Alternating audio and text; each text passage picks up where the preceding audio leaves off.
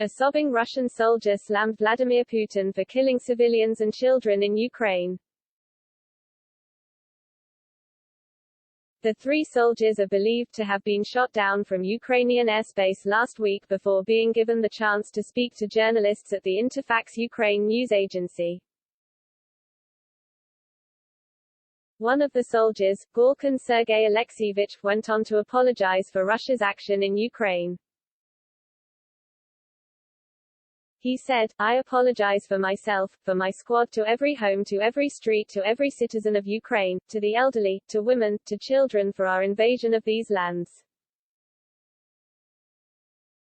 I gravely apologize for our treacherous invasion." The soldiers can be seen tearing up as they bow their heads into their hands. Alexeyevich, 34, went on to beg Russian forces to lay down their arms and urged Putin to stop sending soldiers to kill in Ukraine.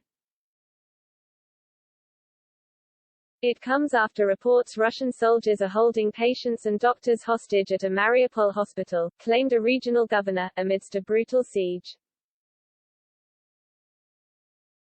Parents have also been forced to leave premature babies in a hospital in the Ukrainian city with around 350,000 people trapped with food and water running out, say reports.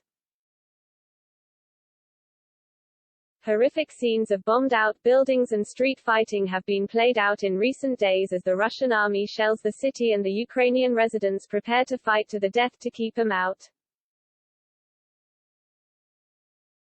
Desperate attempts have been made to evacuate the city as part of a humanitarian corridor, but there are still roughly 350,000 people inside Mariupol with resources dwindling.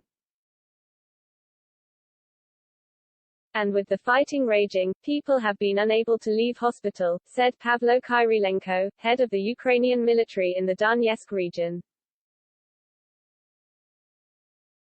He also claimed that around 400 local residents and 100 staff had been rounded up as human shields and are being kept at the hospital in what he called crimes against humanity.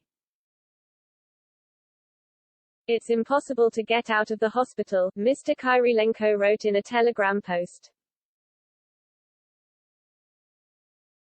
"They're shooting hard, we sit in the basement," he continued. "Cars can't drive to the hospital for 2 days already.